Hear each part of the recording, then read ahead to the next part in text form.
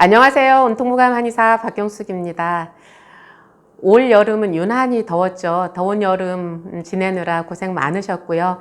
이제 아침 저녁으로 날씨가 선선해지는데 이제 건강 관리에도 좀 더 수월해지지 않을까 싶습니다. 저의 그 영상을 시청하시는 분들의 특징을 살펴보면 만성 질환으로 고생하고 계신 분들이 많으신 것 같아요. 아무래도 뭐 소화장애가 굉장히 심하신 분들 또는 알 수 없는 질환들로 이렇게 병원에 다녀도 치료가 잘 되지 않고, 그래서 이럴 때 적절한 식이요법은 무엇이 있을까, 이런 고민들을 많이 하는 분들, 이런 분들이 저와 함께 하는 경우가 많던데요. 그래서 오늘은 제가 좀 특별한 시간을 마련해 봤어요. 만성질환으로 고생하시는 분들에게 유익할 만한 그런 정보가 될 것 같습니다. 파스 활용법 설명드리려고 하는데요. 오래전에 이미 하늘나라로 가셨지만 문익환 목사님 알고 계신가요? 방북 사건으로 수감 생활을 하시기도 했고, 통일 운동을 하시다가 이제 돌아가신 분인데, 그런데 제가 그런 얘기를 전해 들었었어요. 수감 생활을 하는 동안 건강 관리할 방법이 없어서 그때 그곳에서 파스를 활용해서 건강 관리를 하셨다, 이제 이런 이야기를 들었었거든요. 그래서 그 당시에는 그냥 파스를 그렇게도 활용하나 이렇게 하고 지나갔는데, 최근에 제가 좀 특별한 파스를 이제 접하게 되면서 문득 그 기사가 이제 생각이 나서 찾아봤어요. 그랬더니 그 파스 활용법에 대해서 책도 쓰셨더라고요. 그래서 파스 활용법에 대한 그런 저서가 있는 것도 제가 발견을 했고 그랬는데요. 만성 질환에 이 파스를 활용해서 이렇게 관리에 도움을 받을 수 있는 그런 방법들 오늘 공유해 보도록 하겠습니다.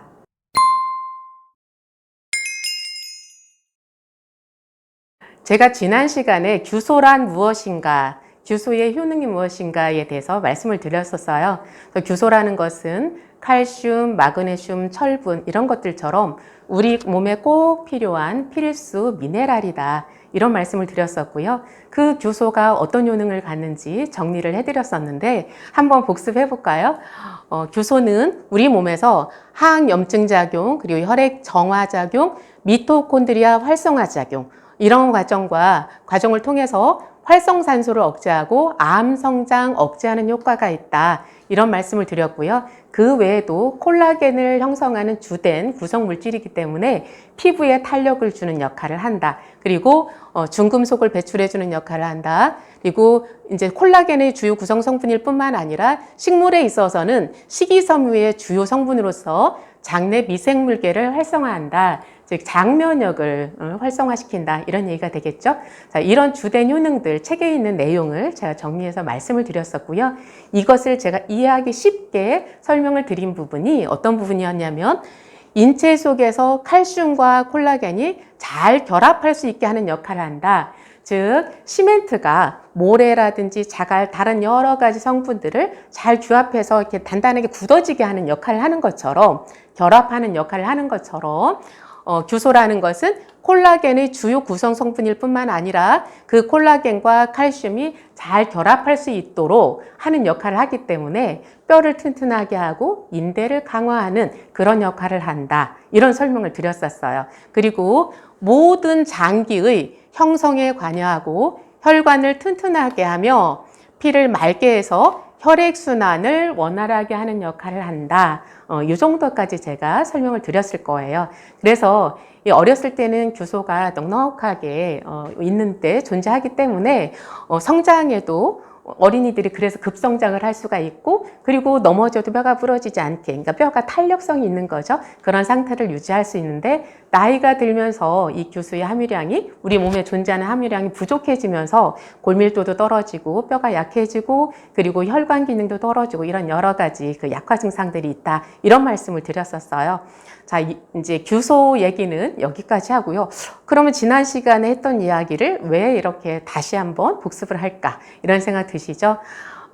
규소를 활용한 그런 패치를 제가 최근에 접하게 되었어요. 그래서 이 패치를 가지고 이게 건강의 관리를 하는 방법을 소개해 드리려고 하는데, 그러면 규소 패치가 왜 이 건강관리에 도움이 되는지 그걸 이해를 하기 위해서는 이 규소가 가진 어떤 효능을 대체적으로 한번 살펴보는 것이 좋지 않겠나 해서 이렇게 정리를 해드렸습니다. 자, 이제는 규소가 들어간 패치를 한번 직접 들어가 볼게요. 그래서 규소가 이렇게 뼈를 튼튼하게 하고 혈관을 튼튼하게 하고 이러니까 이걸 여러 가지로 활용도를 찾다가 이 연구하시는 분이 이걸 이제 패치, 파스 형태로 만들기로 결정을 하셨는데 한 2년여에 걸쳐서 연구를 하셨다고 하더라고요. 근데 규소만 활용했을 때 생각했던 것만큼 효능이 잘 나타나지 않았고 그런데 여기에다가 유황을 결합해서 규소와 유황을 합해서 사용을 하니까 효과가 배가 되는 것을 발견하게 된 거죠. 그래서 규소와 유황을 같이 함유한 그런 파스 내지는 패치를 만들었을 때 48시간 이상 그 원적외선 방사가 이제 지속이 되더라. 그러니까 원적외선이라는 것은 우리가 쪼이면 뭐 통증이 완화된다든지 혈액순환이 좋아진다든지 여러 가지 효능들이 있잖아요. 그런 원적외선을 방사하고 그리고 99.9%의 항균력을 갖더라. 근데 이제 실험을 모든 균에 대해서 검사를 한 건 아니고요. 대장균과 포도상구균, 염증을 주로 일으키는 균들이죠. 이거에 대해서 검사를 했는데 이 규소와 유황을 결합시켜서 이제 이 균들에다 떨어뜨렸을 때 거의 100%에 가까운 항균력을 보이더라. 이제 이렇게 해서 탄생한 것이 이제 이 건강 패치예요. 그래서 검사한 거를 대략적으로 이렇게 보여드리면 이렇게 대장균, 이게 이제 대장균 이렇게 많이 있었던 거예요. 그런데 여기다가 그 규소와 유황, 그 혼합된 그 액체를 떨어뜨렸을 때 이렇게 거의 전부 살균되는 걸 보여줬고요. 여기는 포도상구균, 이렇게 점점 있는 거 있죠? 여기에다가 이제 또 떨어뜨렸을 때 이렇게 거의 없어지는 이제 이런 실험 과정을 거쳐서 만들었어요. 자, 그러면 이제 제가 직접 보여드려 볼게요. 이렇게 네모란 모양의 규소 패치가 있고요. 또 이렇게 동그란 모양의 뭐 요즘 동전 파스 해가지고 많이 있죠. 네, 그런 거랑 이제 모양은 비슷한데, 네, 이제 만든 그 주요 성분이 이제 좀 다른 거죠. 그래서 어쨌든 규소와 유황이 들어간 이렇게 두 가지 모양의 파스 모양 그리고 이렇게 동전 패치 모양 이렇게 두 가지가 있는데 이것을 활용해서 제가 말씀을 드릴 건데. 제가 이것을 빛에 대해서 이해를 하지 못했다면 그리고 규소에 대해서 알지 못했다면 이것을 활용을 못했을 것 같아요. 그런데 제가 이제 근적외선, 원적외선 이런 이야기들을 많이 하잖아요. 그 근적외선 그 논문들에 의하면 이 빛이라는 것이 실제로 그 침으로 자극했을 때처럼 경혈을 자극해서 실제로 경락으로 이동하면서 먼 곳까지 작용을 한다. 그러니까 여기 합곡혈에다가 이제 빛을 비춰주면 이것이 우리 온몸에 작용할 수 있다. 이제 이런 논문들이 있어요. 이제 그런 것들을 제가 이해하고 있었기 때문에 이 파스를 이용해서 이 몸의 그 어떤 질병을 다스린다, 내지는 관리한다. 이런 부분들이 잘 이해가 됐던 것 같아요. 자, 그래서 이제 이 원적외선 또는 그 규소와 유황에서 나오는 어떤 특정 성분 이런 것들을 통해서 작용을 하게 될 텐데 이제 원적외선에 대해서만 잠깐 더 설명을 드려볼게요. 원적외선이 나오는 어떤 침대들 많이 사용하실 거예요. 그리고 이제 이불이라든지 여러 가지 옷감들도 있고 그런데 원적외선이라는 것은 그냥 그 침대를 깔고 있는다고 해서 거기에서 그대로 나오는 것이 아니라 온열 뜨겁게 열이 들어가야지만 그 열에 의해서 원적외선이 방사가 되는 거예요. 그런데 우리 몸은 항상 36.5도 이상의 체온을 가지고 있잖아요. 그래서 이 파스나 패치를 우리의 몸에 붙였을 때 우리의 체온과 합쳐지면서 이 규소와 유황이 원적외선을 방사하게 되는 거예요. 규소와 유황이라는 것이 결국은 광물이잖아요. 그죠?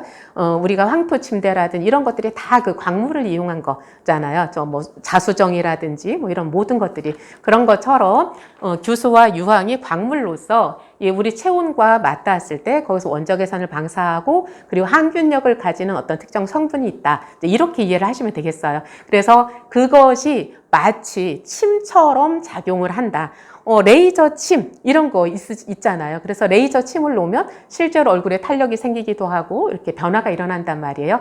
자, 그런 정도로 이해를 하시면 왜 이렇게 파스 요법이 우리 몸에 그 건강관리에 도움이 되는지 이제 충분히 이해가 되셨을 거라고 생각을 합니다. 자, 이제 직접 들어가 보면요. 요통에 대해서 요통 관리를 어떻게 하면 좋을까? 물론 많이 아프면 검사를 통해서 뭐 치료를 적당히 받으셔야죠. 당연히 병원이나 한의원을 내원하셔서 치료를 받아야 되는데, 그런데 문제가 한두 번 아프고 말아야 되는데 지속적으로 아프고, 그리고 일을 계속 하다 보면 만성적으로 통증이 있는 분들이 있잖아요. 그리고 수술을 했는데 수술 후에 회복이 잘 안 되면서 통증이 있는 분들, 이럴 경우에는 아마 집에서 관리하는 방법이 정말 절실하게 느껴졌던 분들 계실 거예요. 이제 그런 분들에게 오늘 도움이 되지 않을까 싶은데요. 요통을 관리하는 데 있어서 이 그림을 먼저 보셔야 돼요. 내가 이제 디스크가 있다 했을 때, 디스크면 분명히 허리에 이상이 있는데 왜 다리가 아플까? 뭐 종아리, 뭐 발, 아니면 허벅지 이런 데가 많이 아프단 말이에요. 그러면 대부분은 아픈 데만 자꾸 두드리는 거예요. 그죠? 다리가 아프니까 막 다리 두드리고 주물리고. 그런데 생각보다 쉽게 안 좋아진단 말이에요. 왜 그럴까요? 그 원인이 허리에 있기 때문이잖아요. 이 그림을 보시면 돼요. 이게 머리에서부터 내려오는 신경이 이렇게 척추를 타고 쭉 내려오면서 어떻게 분포하고 있는지에 대한 신경 분포도인데요. 그런데 뇌에서 내려오다 척추를 타고 내려오다가 이 목에서 나오는 신경이 어디로 가고 있죠? 자, 이렇게 팔까지 내려가는 거예요. 그래서 목에 이상이 생기면 이제 우리가 목 디스크 뭐 이렇게 얘기를 하잖아요. 목 디스크가 생기면 이게 손까지 저림 현상이 일어나고 목이랑 어깨, 팔 전체가 아픈 거죠.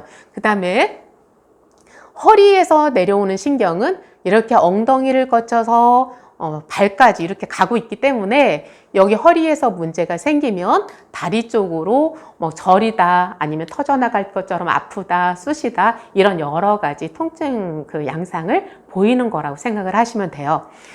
그러면 자, 여기에서 목에서 나오는 신경은 이렇게 목을 거쳐서 팔로 내려가고, 허리에서 내려오는 신경은 이렇게 다리 쪽으로 내려가는데, 여기 등에서 내려오는 신경은 어디로 갈까요?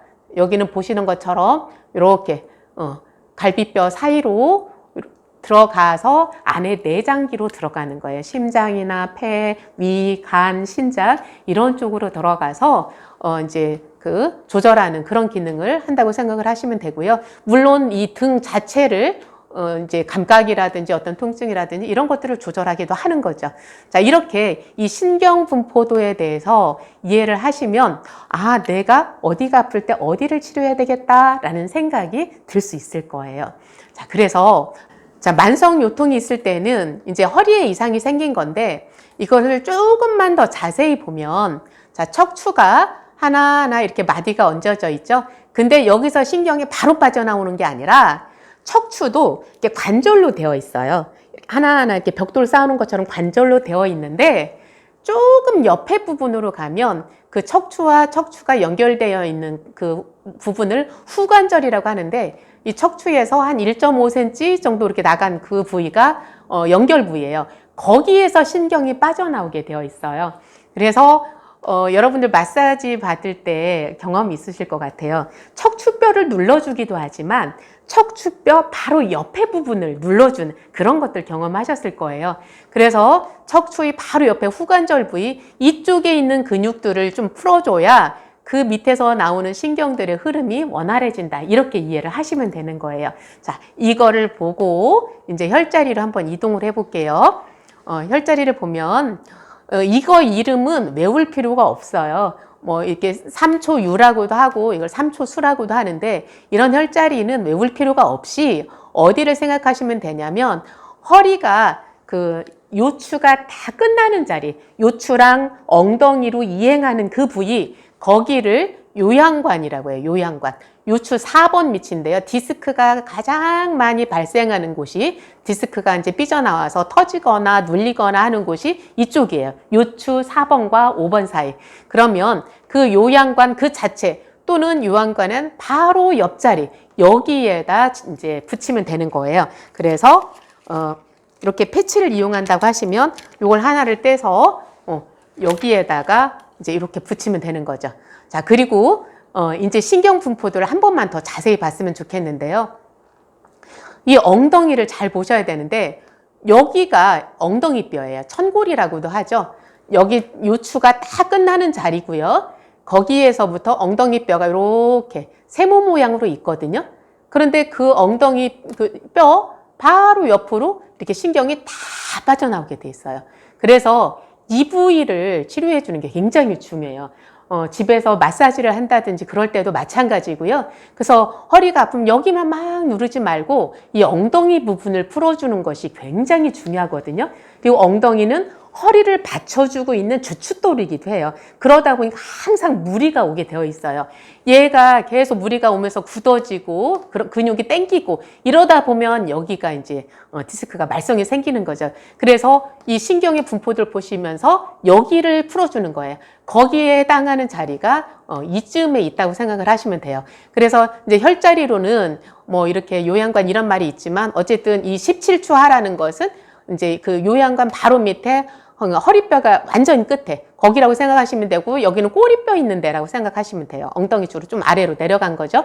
그 다음에 여기는 은문이라고 하는 혈자리인데 이 그림을 보면 이해를 가시죠. 이 엉덩이 밑에 여기가 은문이라고 생각하시면 되고요. 그 다음에 여기 그 오금이라고 하죠. 여기를 갖다가 위중이라고 해요. 그러니까 혈자리 필요 없이 자 여기 그 다음에 엉덩이 밑에 여기 그 다음에 이렇게 내려가서 발꿈치의 양쪽 혈자리 이름으로는 골륜 태계 이렇게 말을 하는데 여기까지 이렇게 풀어주시면 돼요. 이쯤이면 이제 거의 다 이해하셨을 것 같아요. 뭐 자세히 안 알려드려도 다 이제 이해하실 것 같은데 그래도 한 번 더 복습을 해볼게요. 자, 이렇게 허리가 안 좋으신 분들은 되게 척추에 무리가 오면 허리만 이상이 있는 경우는 별로 없어요. 목도 거의 다 안 좋으세요. 그래서 제가 이렇게 목까지 이제 표시를 해봤는데요. 이거는 머리 바로 밑에 있는 그 뼈이고요.